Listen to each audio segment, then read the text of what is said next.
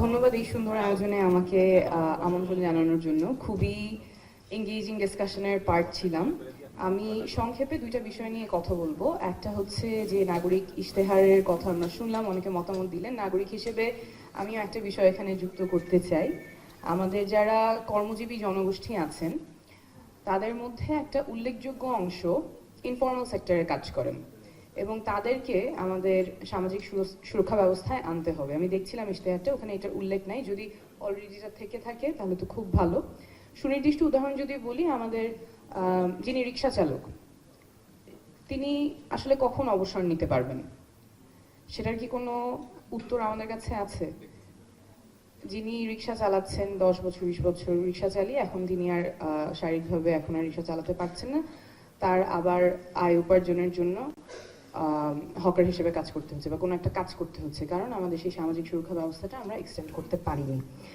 So এইটা আমার মনে হয় যে আমাদের যে নাগরিক ইশতেহার ভিতরে আছে, মানে সামাজিক সুরক্ষার সর্বজনীনতা এবং একই সাথে ন্যূনতম আয়, দুটোকেই আমরা একসাথে মিলিয়ে দেখার পক্ষপাতী। ইনফর্মাল সেক্টরের ক্ষেত্রে যাতে এক্সটেন্ডেড হয়, ওটা তো সব নাগরিক ওই সমস্ত কর্ম হিসেবে ওটা, এবং তাদের কিভাবে এনআইডি পেতে হবে, তাদের কিভাবে আত্মপরিচয়কে নিয়ে, এটাও এটার সাথে যুক্ত হয়ে আসে। আপনার point is very well taken. We are resonating. Thank you. Okay, আজকে যে আলোচনা সেখান থেকে পরবর্তী বিষয়টা বলতে চাই। আমাদের যে ওয়ার্ড ক্লাউডটা আমরা দেখলাম, যুব সমাজ এবং নাগরিক সমাজের প্রত্যাশা, সেখানে একটা বিষয় বারবার উঠে এসেছে এবং এখনো যে ওয়ার্ড ক্লাউড আমরা দেখলাম, এখানে যে অডিয়েন্স আছেন ওখানে গণতান্ত্রিক জবাবদিহিতা, অ্যাকাউন্টেবিলিটি, এটার কথা বারবার এসেছে।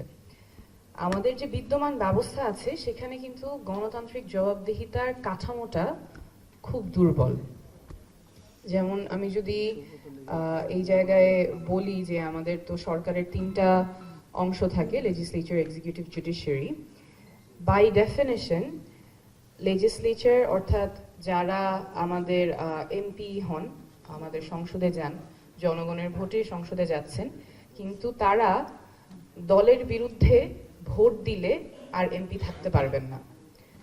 অর্থাৎ জনগণের ভোটে তারা সংসদে যাচ্ছেন জনপ্রতিনিধি হওয়ার জন্য, কিন্তু জনপ্রতিনিধি হওয়ার উপায়টা তাদের জন্য সাংবিধানিকভাবেই বন্ধ করা আছে। কারণ তিনি যদি দলের বিরুদ্ধে কোনো আইনের ক্ষেত্রে ভোট দেন তাহলে তিনি আর এমপি থাকতে পারছেন না। এটা গেল আমাদের লেজিসলেচার। এক্সিকিউটিভ যে ব্রাঞ্চটা আছে, নির্বাহী বিভাগ, সেখানে আমি শুধু ক্যাবিনেটের কথাই বলছি। ক্যাবিনেটকে কে জবাবদিহিতা করবে? সংবিধানে আছে ক্যাবিনেটকে জবাবদিহি করবে পার্লামেন্ট, কিন্তু পার্লামেন্টেরও আবার হাত পা বাঁধা, কারণ তারা দলের বিরুদ্ধে ভোট দিতে পারছেন না। আমাদের যে মন্ত্রীরা আছেন, প্রধানমন্ত্রী আছেন, তিনি যদি দুর্নীতি করেন তাহলে জবাবদিহিতা কে নিবে? দুর্নীতি দমন কমিশন। কিন্তু দুর্নীতি দমন কমিশনের যে কমিশনার, তাকে নিয়োগ দিবেন প্রেসিডেন্ট, এবং প্রেসিডেন্টের এই কাজটা করতে হবে প্রধানমন্ত্রীর সাথে পরামর্শ করে। তো তাহলে তো আমরা একটা ব্যবস্থা, জবাবদিহিতার ব্যবস্থায় থাকতে পারলাম না। যে যার জবাবদিহিতা নিবে সেই তাকে নিয়োগ করছে, তাহলে এখানে জবাবদিহিতার কাঠামোটা তো খুব দুর্বল থাকছে। মানবাধিকার যদি লঙ্ঘন করে যারা ক্ষমতায় আছেন, যারা এমপি আছেন, মন্ত্রী আছেন বা প্রধানমন্ত্রী আছেন, তারা যদি মানবাধিকার লঙ্ঘন করেন, তখন সেক্ষেত্রে জবাবদিহিতাটা কে করবে? কোন প্রতিষ্ঠান করবে? মানবাধিকার কমিশন করতে পারে, কিন্তু মানবাধিকার কমিশনের ক্ষেত্রেও যারা মানবাধিকার কমিশনের কমিটিতে থাকবেন, সেখানে যারা থাকবেন তাদের যে বাছাই কমিটিতে আছেন আইনমন্ত্রী, স্বরাষ্ট্রমন্ত্রী। তো আইনমন্ত্রী যদি মানবাধিকার লঙ্ঘনের ক্ষেত্রে তিনি যদি অ্যাকিউজড হন, তাহলে তাকে যে জবাবদিহিতা করবে তিনি তার নিয়োগকর্তা। মানবাধিকার কমিশনের এবার আরো কঠিন হয়েছে, এবার ক্যাবিনেট সেক্রেটারিকে এর ভিতরে ঢুকিয়ে দেওয়া হয়েছে, তো আরেক সমস্যা হয়ে গেছে। এখানে কয়েকজন আছেন, যেমন আইন কমিশনের চেয়ারম্যান, ক্যাবিনেট সেক্রেটারি আগেই ছিলেন, মন্ত্রিপরিষদ সচিব, জাতীয় সংসদের স্পিকার কর্তৃক মনোনীত 2জন সংসদ সদস্য, যার মধ্যে একজন সরকারি দলের, একজন বিরোধী দলের। অর্থাৎ এখানে আসলে নিরপেক্ষতা, যেটা এগেন অনেকবার এসেছে, নিরপেক্ষতাটা এনশোর করে এবং জবাবদিহিতা এনশোর করার কাঠামো বিদ্যমান ব্যবস্থায় খুবই দুর্বল, এবং এটাই আমরা বারবার হতে দেখেছি। যদি আমি মানবাধিকার কমিশনের ক্ষেত্রে বাছাই কমিটির মধ্যে তো নিউট্রালিটি এনশোর করার ব্যবস্থাটা নাই, কারণ আইনমন্ত্রী থাকবেন, স্বরাষ্ট্রমন্ত্রী থাকবেন, জাতীয় সংসদের স্পিকার থাকবেন। স্পিকার দুইজনকে মনোনীত করবেন, যার মধ্যে একজন সরকারি দলের, একজন বিরোধী দলের, আইন কমিশনের চেয়ারম্যান এবং মন্ত্রী পরিষদ সচিব।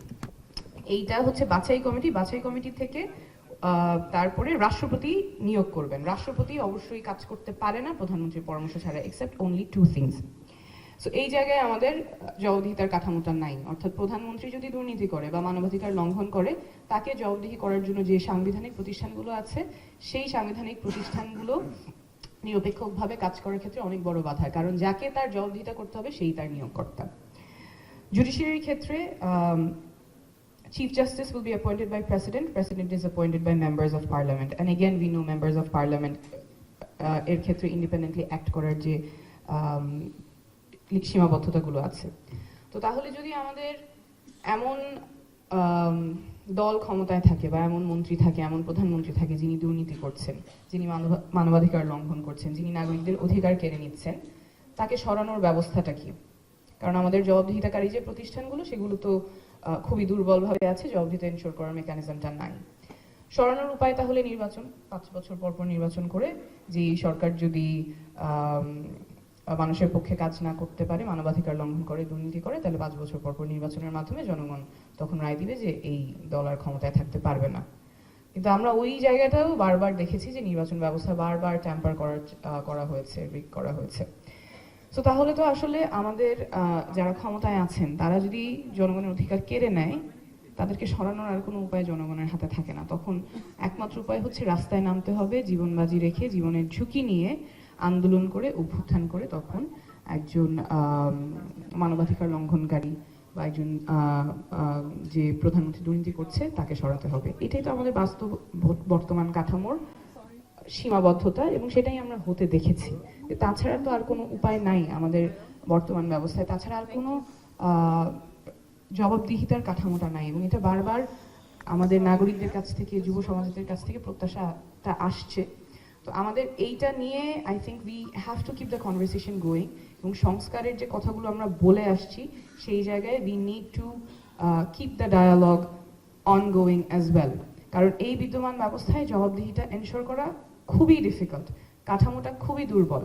আমি যদি আমার জনপ্রতিনিধির জবাবদিহিতা নিশ্চিত না করতে পারি, যাদের হাতে পাওয়ার থাকবে অ্যাবিউজ করার এবং ইউজ করার, তার জবাবদিহিতা এনশোর না করতে পারলে, how would be ensure that rights of people will be protected? Thank you. আপনি খুব সুন্দরভাবে বলেছেন এই কাঠামোর বৈপরীত্যগুলো এবং সীমাবদ্ধতা। তো ওই মঞ্জু ভাই যেটা বলছিলেন, আপনিও তো একই রকম ভাবে নতুন বন্দোবস্তের জন্য সংগ্রাম করেছেন।